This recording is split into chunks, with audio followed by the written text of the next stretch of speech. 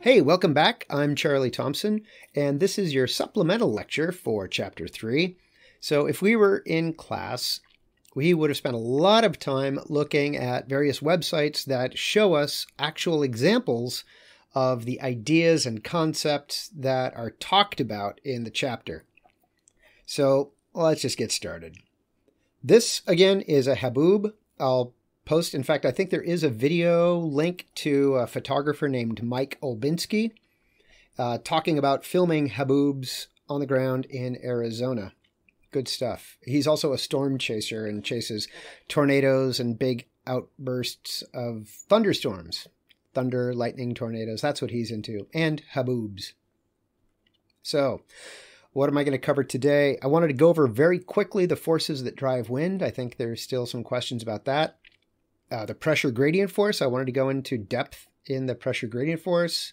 I wanted to talk about wind arrows, what the hell they are and how to read them. Global patterns of pressure, I wanted to touch on that very quickly. I wanted to talk about the upper atmosphere some more. And then I wanted to have fun. I wanted to look at Windy, which is a website, and also earth.nullschool.net. So I'll post these slides back to the lab, and then you can click through to Windy and earth.nullschool.net. And also, I've found out that Windy, they're a website, and I think they market themselves to people that like wind. It's just a weather site like the Weather Channel. You can go there and look at their weather forecasts and their weather maps, but they're kind of specific with wind. So like sailors, people that pay attention to wind really like Windy. And on their website, they have these little textbooks, like a guide to weather with different explanations, different diagrams, different words. So I've put a link to that. I think that has potential to be really helpful. If you're not understanding Coriolis, go read what they have to say about it. Maybe a different approach will help you understand what's going on. So let's get through the boring stuff. The four forces that drive wind: gravity, pulling all the molecules towards the center of the Earth. No gravity, no air. The pressure gradient force, again, the most important. Without the pressure gradient force, there's no wind. Without a difference in air pressure between two places, there's no wind. The other two forces, Coriolis, deflects moving objects to their right in the northern hemisphere and to their left in the southern hemisphere. Friction force slows down wind next to the ground, reduces Coriolis deflection next to the ground, but Coriolis and friction can't affect air molecules. Well, they don't. If the air molecules aren't moving, there's no friction. If the air molecule isn't moving, there's no Coriolis force applied to it.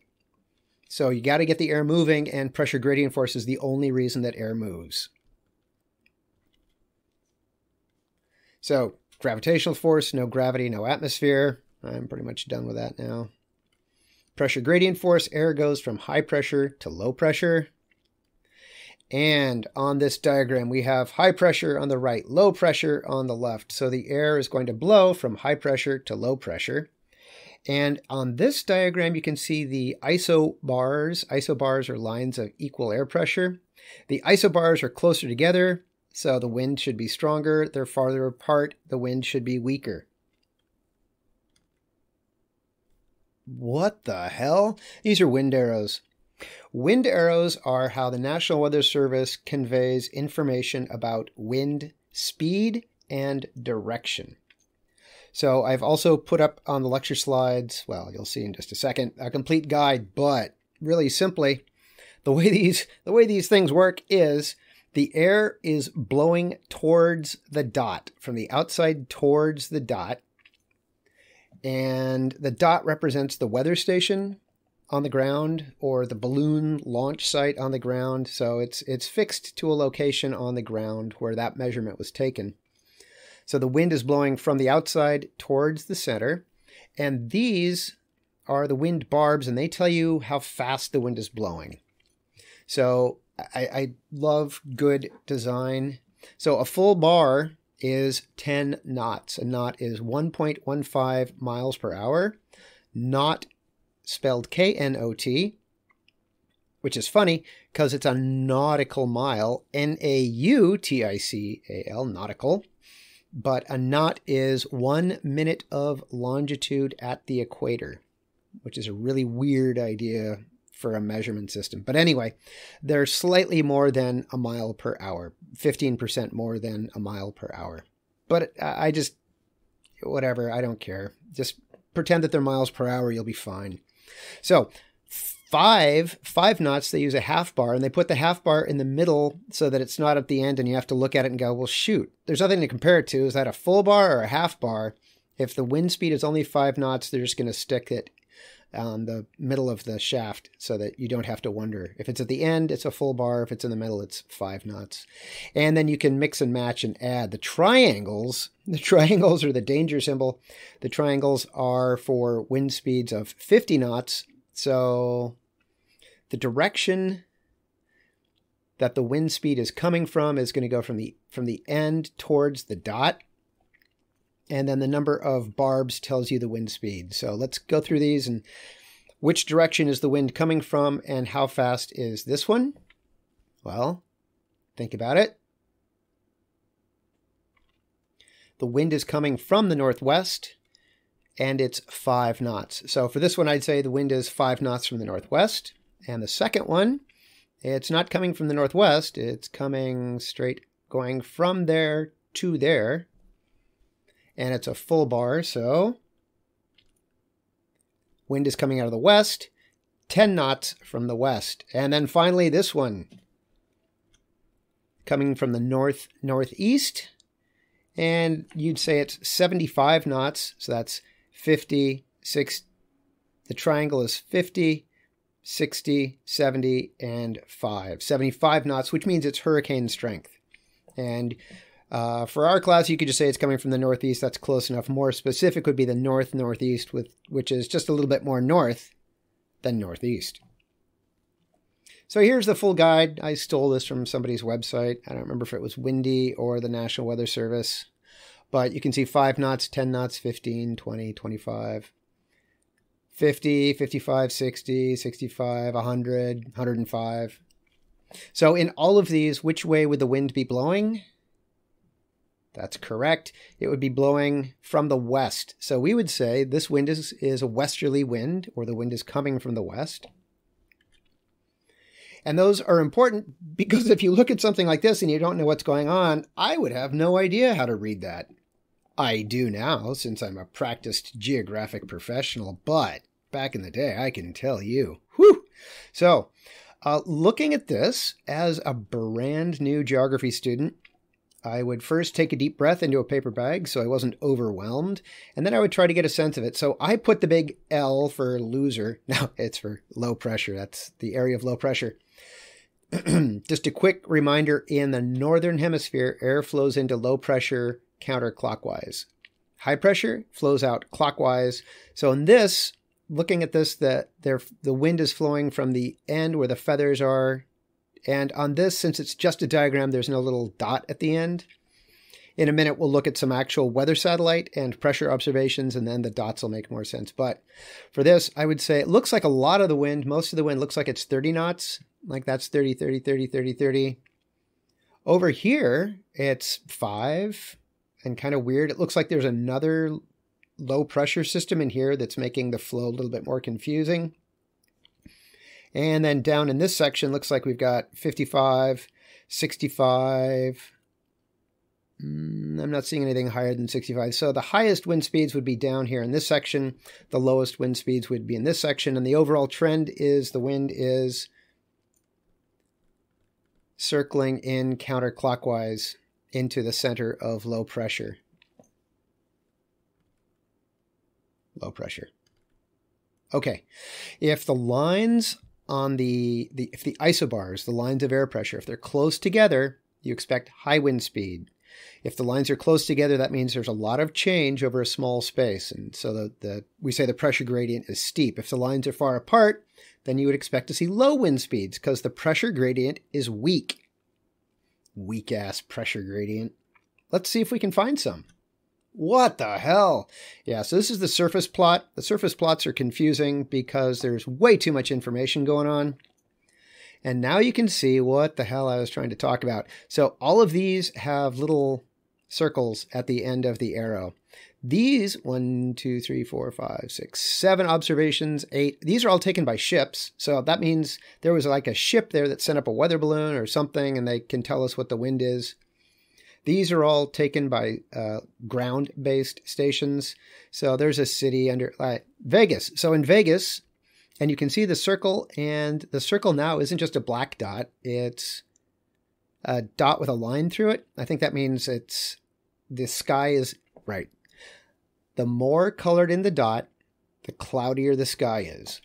So it's a really crude visual approximation. You can go to the National Weather Service. There's a page that'll allow you to decode these. If it's all the way filled in like that and that, it's all cloudy. If it's 3/4 filled in, it's about 3/4 cloudy. I think that's a 1/10 cloudy, just the line in the middle. And if it's just an open circle and it's not colored in, they have no clouds. No clouds. Clear skies. So they've got, although it doesn't look like it, clear skies, clear skies, clear skies, 3/4 cloudy, totally cloudy. And so the blue lines are isobars, lines of equal atmospheric pressure. They are spaced out every 4 millibars. And remember, again, average sea surface or average sea level air pressure is 1,013 millibars is average. So lower than that is low pressure. Like here it says 987. Over here there's high pressure. It says 1033, 1028, 1024, 1020, 1016. Then that's going to be 1012. So right in here on this line, if you walked around that line, that would be roughly 1,012 millibars, which is pretty close to average air pressure. So there's high pressure here, there's low pressure here. So what we should see is the wind flowing overall out of the area of high pressure, flowing into the area of low pressure. Here's more high pressure here, so the wind should be going from the high to the low. And indeed, it looks like the wind here is flowing out of the high pressure, and the combination of pressure gradient and friction and Coriolis at the surface means the air flows out at a 45-degree angle to the isobars. So as the wind is flowing out, it starts to move, and then it gets deflected by Coriolis, and so it's flowing out at a 45-degree angle. Same thing if you look at this low pressure, you can see that the air is flowing in at a 45-degree angle to the isobars. So it spirals out and spirals in at the surface because of the combination of pressure gradient and Coriolis and friction. So that's high pressure, and the air is indeed spiraling out, and there's low pressure, and the air is indeed spiraling in at a 45-degree angle to the isobars. So here we are at the surface, and I'm not really seeing 20 knots maybe. Like here there's 20, here there's 20, 15, 10. Not really. Oh, right there, maybe 35. That might be the strongest. So that's at the surface. As we go up, and this is, so this is the sea level pressure analysis. This is the 500 millibar height analysis. So this is at, in fact, it gets confusing. I don't want to confuse you, but the 500 millibar height surface is by pressure. So 500 millibars of pressure are below you, 500 millibars of pressure are above you. So if you're at the 500 millibar level, you're halfway up through the mass of the atmosphere, but not the whole distance, right? Because the atmosphere goes from the surface up to about 480 kilometers with the top of the thermopause. But it's actually telling us how high above the surface you'd have to go to hit 500 millibars. So here, 5.2 kilometers, and here looks like it's 5.8 kilometers. So that's about 1,800 feet. It's about, not 1,800, sorry, 18,000. 15,000 feet, 18,000 feet. So if you're at 15,000 feet, that's taller than the highest mountain in California, Mount Whitney. Not by much. Mount Whitney is about 14 something. Mount Denali in Alaska would be about 15,000 feet. So if you're on top of Mount Denali, the tallest mountain in the United States, you would literally be standing on top of half the molecules in the atmosphere. Half the molecules would be above you, half would be below you. So because we are up at the 500 millibar height, there's not going to be that effect of friction against the ground. So it's just pressure gradient and Coriolis. So the result of that is the wind starts to blow in the direction of the pressure gradient, but because we're in the northern hemisphere, it gets deflected to the right and it never comes back. So it would be like you started walking from your house to your friend's house, and then you took a right turn and just never came back. So here's low pressure, and the air is indeed circulating counterclockwise. It's not, you can see it's not really spiraling in, it's just sort of going parallel. It's going in a big circle around that. So there's low pressure here, and over here there's high pressure. So the wind started to go from high to low, got distracted, and now it's just going off to the right. Going from high pressure to low pressure, gets deflected by Coriolis, and now it's just going to flow parallel to the isobars. So I included a couple wind arrows just to give you an idea that, yeah, the wind, if you compare the direction of the wind arrows, you see that they're all going parallel to the isobars. And the wind speed is higher. So here you can see that the lines are really far apart. Like there's one, there's another. So in this region, we'd expect to find, it's a weak-ass pressure gradient. I would expect to find weak winds. And indeed, even though we're at 500 millibars, 5 knots, 5 knots, 15, 20, 10, 5, 10, 15, 5, 5, 5. So very weak winds, as opposed to over here where the winds, looks like the isobars are closest together. And so that's 50, that's an 85 knot wind right there. That's 90 right there. So the highest wind speeds are again where the isobars are closest together. So 5 knots there, 90 knots where the lines are very close together. So there's another link to the Windy website. We'll come back and look at that in a minute. I wanted to go over the 4 forces, although I think we're all good now. We've got Coriolis, moving objects deflected to their right in the northern hemisphere. In fact, the picture that we were just looking at, the 500 millibar chart, you can see the air started to flow from high to low, got deflected to the right. Nothing else acted on it, so it just keeps flowing off to the right. Moving objects deflected to their left in the southern hemisphere.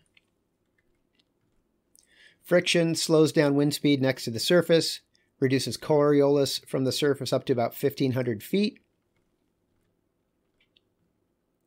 If there's high pressure, the air is sinking. When it sinks, it gets compressed and heated up, so it dries out. So you typically have clear skies. On a small scale, if there's high pressure over California, there should be clear skies. On a large scale, we've got the subtropical highs, the subtropical high pressure cells, which create most of the world's deserts. If there's rising air, converging, coming together at the surface and rising, that's associated with clouds and rain. As the air rises, it expands and cools, so water vapor condenses, and then you get rain. So on a small scale, storms are associated with low air pressure.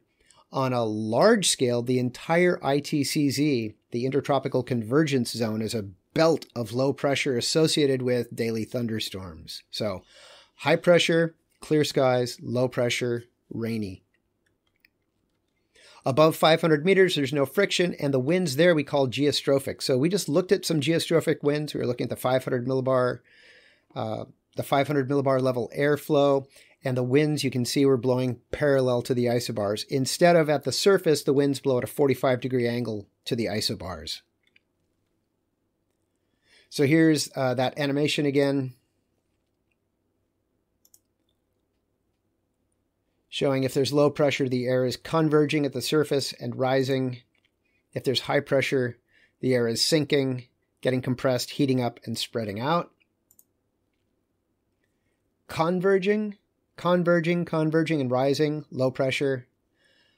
If there's high pressure, the air is sinking and spreading out. So in the northern hemisphere, air flows into an area of low pressure, rotating as it flows in counterclockwise. In the southern hemisphere, it flows in clockwise. I remember looking at a NOAA web page of little satellite animation loops of hurricanes. And I didn't realize that one of them I was looking at was in the southern hemisphere. And I thought, wait a minute, this is wrong. It's rotating backwards. So we'll take a look at that too. But hurricanes rotate counterclockwise in the northern hemisphere. Hurricanes rotate clockwise in the southern hemisphere. Yeah, big scale. the tropics are hot, the poles are cold. So air starts to flow from the tropics towards the poles, but then it gets distracted. Energy transfer from the tropics to the poles. So we've got air rising and flowing towards the poles, air sinking, flowing back to the equator, making the Hadley cells. Some of the air that sinks and flows to the poles at the surface makes the westerlies. The westerlies then are warm, and they run up and over the cold air coming out of the poles. As the air goes up, it gets cold, it expands and gets cold, and so you get rain. So this area is the polar front where the westerlies and the polar easterlies meet. It's an area, in fact, all the rain that we get in the winter is along the polar front, mid-latitude cyclones, these storms that occur along the polar front caused by the conflict of this warm, moist air coming up and the cold, dry air coming down. As opposed to the tropics, in the tropics, everything is warm. Here, there's big conflict between warm, moist air coming up and cold, dry air coming down. But in the tropics, everything is warm and moist. If you like fungus, it's a great place to go. I've put the animation in the notes again. I played it last time. I would recommend playing around with it, listening to the voiceover on it, because they really, I think, do a good job of setting it up step by step. Well, you've got air rising, so it cools, and then it sinks, and it gets hot. And that's why you have deserts. Right. I just wanted to hammer home, again, the idea that these primary regions, the ITCZ, the polar high, the subtropical high, and the polar front, they all have their distinctive weather and climate characteristics. ITCZ is hot and wet. The polar high pressure cells, cold and dry. Subtropical high, hot and dry. And then the polar front where we live, it's cool and wet. The idea, I wanted to show you again the difference between January conditions and July conditions. In January, there's low pressure. There's high pressure, so the air is rotating clockwise, rotating counterclockwise. So in the wintertime, we get storms tracking on to the west coast because they're not blocked by the Hawaiian high.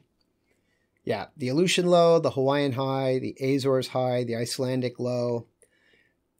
The subtropical highs and the polar front lows have geographic names depending on where they are. The Pacific high or the Hawaiian high, the Aleutian low, the Icelandic low. And then this one is either the Azores high or the Bermuda high, because it kind of moves back and forth a bit. So in the wintertime in Asia, the opposite of the monsoon is happening because there's high pressure air flowing offshore. And then in July, the Pacific high is now beefy. Look at that. Woo! Very strong. So the storms that come along flow parallel and get blocked and sent up to Canada. Same thing is happening in Europe. The Bermuda high is now blocking the storms. So England gets lots of rain. Spain, France, not so much. But then there's also low pressure because it's very warm, so there's rising air inland, causing the Asian monsoon. The air flows from the high pressure to the low pressure. And we'll take a look at it in just a minute at Null School. That's one of the great things about this chapter. Like, if we're talking about the layers of the Earth that are deep underground, it's not like you're going to go there and fact check me. But with earth.nullschool.net, here, I'm telling you, in July, there should be low pressure inland over Southeast Asia. And I'm telling you, in winter over Central Asia, there should be hella high pressure. So we can check all of that out in a minute. And then it sets up these wind belts. The sinking air at the subtropical highs creates the northeast trades. The northeast trades. The southeast trades are caused by the subtropical highs. Also the westerlies. Westerlies. They're named westerlies in both hemispheres because they're flowing from the west. Mirror images. Rotating clockwise out of high pressure, rotating counterclockwise out of high pressure. So the subtropical highs and the ITCZ really do a great job of setting up 2/3 of the world's important winds, the trade winds and then the westerlies.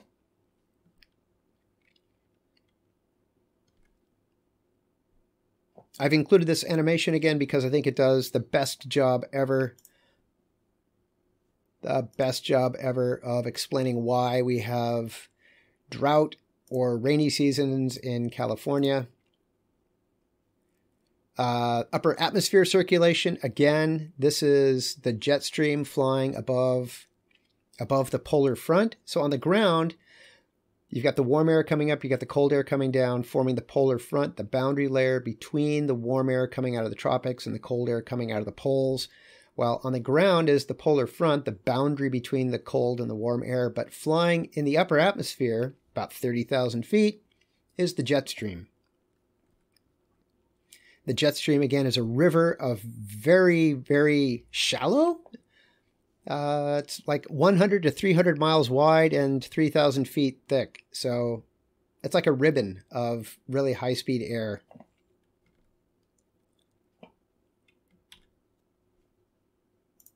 Oh, that's it. So now it's time for fun. Let's look at windy. So here's windy, and this is the part where you get to tell me if you think this looks like what I was saying should be happening. So we have low pressure. The air is rotating counterclockwise. Here we have high pressure. The air is rotating clockwise. Low pressure. The air is rotating counterclockwise. And we can take a look at how spaced out the isobars are. Although these aren't isobars, they're inches of mercury, which if we wanted to, we could convert to isobars. I don't want to.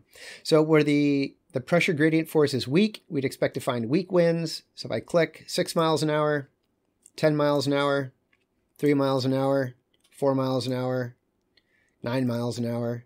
On the other hand, over here, it looks like they're a lot closer together. 17, 27, 23, 34, 30 miles an hour. Over here, 28 miles an hour. Over Nevada, 8 miles an hour. Although I was going to say, if we move inland, then there's going to be effects because these are surface airflows, and we're going to see the effects of topography. Mountain ranges, forests, all those things are going to slow down the wind on the ground. So it's often interesting to look over the ocean. Oh, you can see the wind shadow effect. Sorry. So right now, I would be willing to bet that in, oh God, I love geography. In Hilo, it's got to be raining because you've got this warm, moist air flowing over the ocean, picking up moisture, running into the land, getting lifted up, it expands, it cools, and you get rain. So Hilo is rainy. In fact, this is why a lot of people go to Kailua or Kona on the big island of Hawaii because they're on the rain shadow side. The air hits the mountains, it gets lifted up, you get rain. And then as soon as it stops getting lifted up by mountains, you run out of rain. So Kona, traditionally, it's the dry side. Same thing over here on Kauai. In fact, the rainiest place in the whole world is right there. Mount Waialeale. What do they get? 486 inches a year, I think, is their average. So 486 inches of rain. Because every day they're in the trade winds. And every day the wind hits Mount Waialeale, gets lifted up, expands, cools, and you get rain. Yeah, so all of that was caused by me noticing, oh yeah, you can see the effect of topography on surface wind. Here we've got another tropical disturbance. And if we zoom out a little bit more, that's just getting too confusing. If we look over here in the Atlantic, you can see here's the remains of Sandy. Here is a very tight pressure gradient, 43 miles an hour, 54 miles an hour, 44 miles an hour. Shallow pressure gradient, 10. Shallow, 4. Tight, 48. And over here, we also have the remains of some storms. And you can see by the color, super tight gradient, 49 miles an hour. Shallow gradient, because the lines are far apart, 1 mile an hour, 5 miles an hour, 20 miles an hour.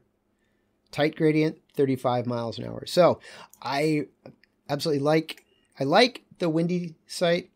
It's good. There's a lot of flexibility with the options of what you can turn on in terms of layers. I think I'm done with windy. Let's go to earth.nullschool.net. Again, the project of Cameron Beccario. So the one thing that I don't like about his visualization is we don't have the option to display isobars or lines of atmospheric pressure. So I think this is a better a better website for just looking at patterns of wind. But if you actually wanted to be able to look and see what the pressure gradient was or try to evaluate it, the windy is a little bit easier. Although I gotta say, all of those tropical storms, so like there's one trying to form, maybe thinking about forming, 1, 2, 3, 4, 5, 6 different, 7 different swirly boys. So I told you that if the air is flowing counterclockwise, it's going into low pressure. If it's going clockwise, it's high pressure. So we can turn on, instead of looking at wind speeds, I wanted to look at sea level pressure. So I'm going to pause that. So the blue places have very low air pressure. Tropical storm, tropical storm, tropical storm, tropical storm, tropical storm, tropical storm, tropical storm. They're usually very circular. These are just other storms. I don't know what's going on with those. If we turn the wind back on, we can see what's happening. But now you can see the white areas are high pressure with the air rotating clockwise. Blue, low pressure, blue, low pressure, blue, low pressure. So all of these circles, the air should be flowing counterclockwise, counterclockwise. And it is. Bonus. If we look at the southern hemisphere, we should see the opposite. Air is flowing out, deflected to the left, so it's coming out of high pressure, rotating clockwise. Coming out of high pressure, going clockwise. Coming out of high pressure, going clockwise. Coming out of high pressure, going clockwise. Oh, and look. High pressure down here, low pressure up here, and you can see the pattern of wind flowing over the ocean, picking up moisture. And in fact, right up in here is Cherrapunji. They hold the world record for the rainiest year. They got 89.5 feet of rain in 1 year, but that 1 year period, it didn't rain all year because there's a 6-month dry period. So if this is the rainy season, and one of the other cool things about WindyTie or about earth.nullschool.net is if you want, you can go in and hack it and say, well, yeah, that's September. That's cool, but I want to see what it was like in January. Oh, thank heavens. So, January. It's almost like I tell the truth. High pressure, high pressure, high pressure, high pressure over Central Asia. Low pressure here, so all winter long you'd probably have warm, dry air blowing off the Tibetan Plateau and then across India. So winter would be the drought season.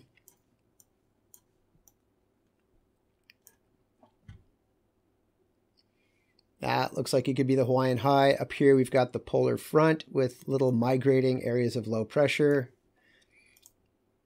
And what did I want to turn on? Wind. And I wanted to go to today and say, okay, so we've got low pressure here. We've got low pressure here.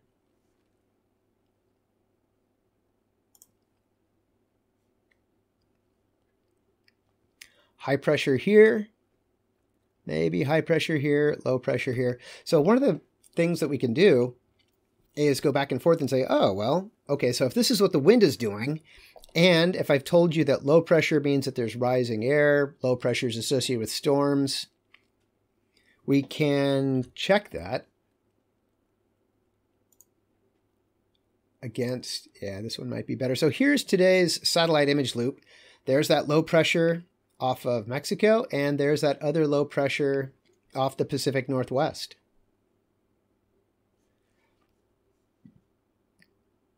So low pressure and a little tropical storm, low pressure and a big storm. Low pressure, low pressure. We can turn on the clouds, see what the clouds look like. Cloudy, cloudy. We could turn on water vapor. And that's often really interesting, especially with tropical storms, because they will start to pull in water vapor from... So, wow. Wow. Oh, and wow. Oh. Yeah, I'm just going to say wow a lot. Sorry. No, I'm not sorry. So, orange, this is now looking at the amount of water vapor in the atmosphere. Orange is really dry. The light blue, lots and lots of water vapor.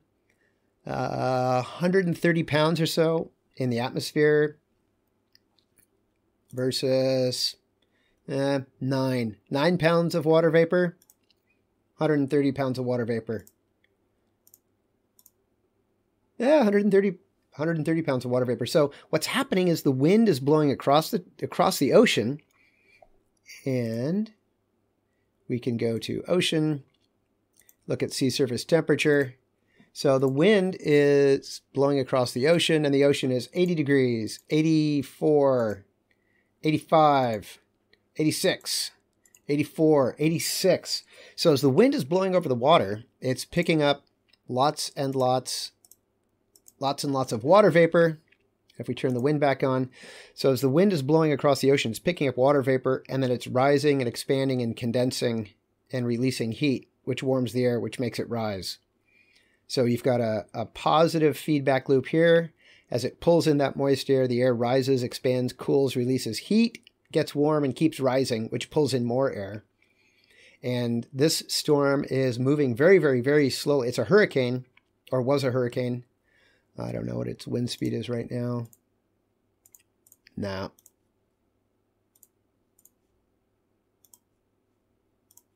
.21 miles an hour. Oh yeah, you can go back and forth.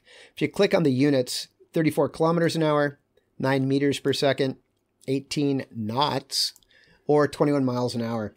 So no, it's not even close to hurricane strength. This is ramping up nicely, but this is now going to produce lots and lots of rain, pull in all that moisture, and it doesn't look like it's really going anyplace very quickly. What are you? Oh yeah, this extratropical storm is hurricane strength. That is at hurricane strength, 79 miles an hour. Congratulations, you're a hurricane. So we've got all these areas of low pressure associated with storms, high pressure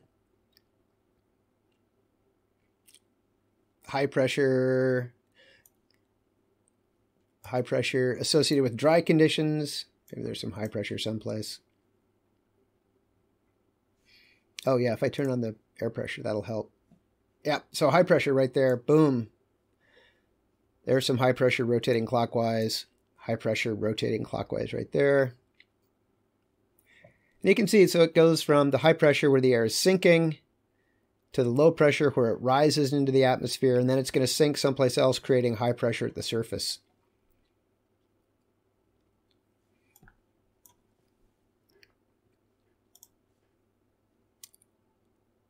And I think that's about it. I would recommend... Oh, that's not it. Oh, that's not even close to it. Right.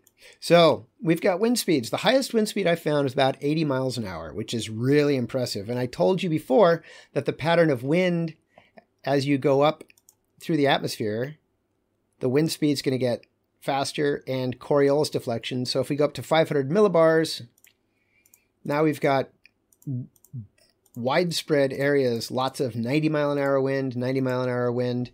So this is halfway up through the atmosphere, and you can see that the wind speeds have picked up considerably. But if we go up to 250 millibars, now you can see the jet stream.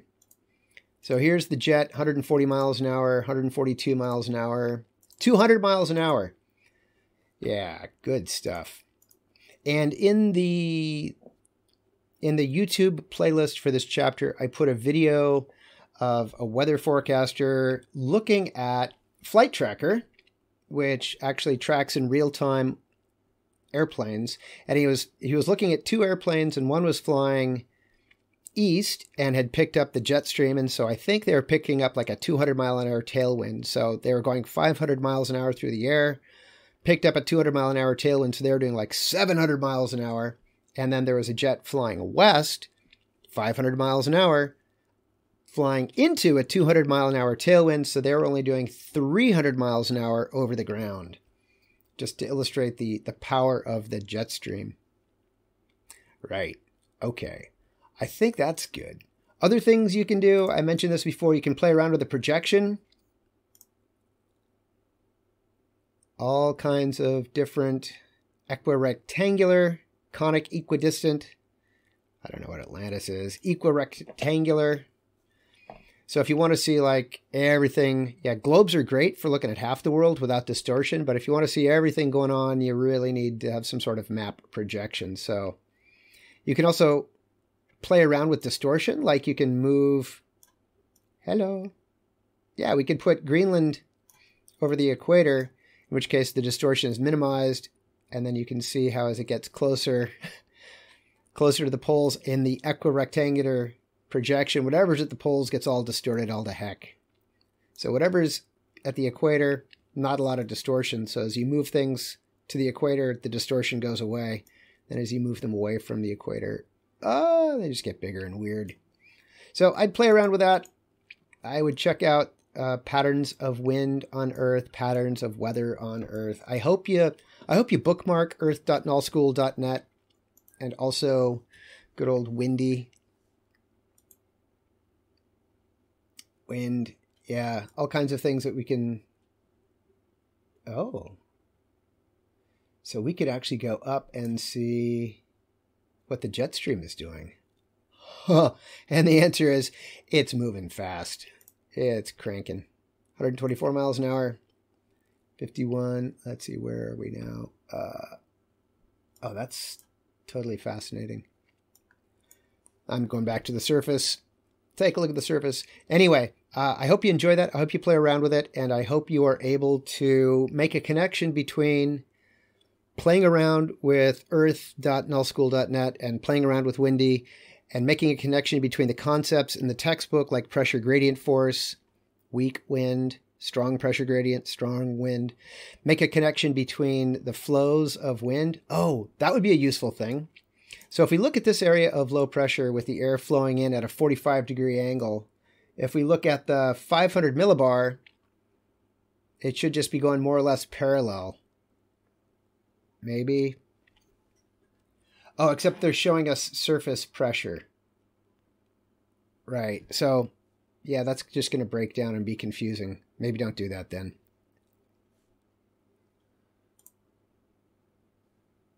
Yeah, for pressure, it takes us back to the surface. Now everything lines up. Oh, except now it's showing streak lines for the speed of the wind, and it's color-coded by pressure. Now it's color-coded by wind speed. Color-coded by wind speed at the surface. Color-coded by pressure at the surface. Showing areas of high pressure and low pressure. Ooh, that's even better. I like that a lot too. That's good. High pressure, low pressure, low pressure, low pressure. Anyway, play around with that. I hope you enjoy it.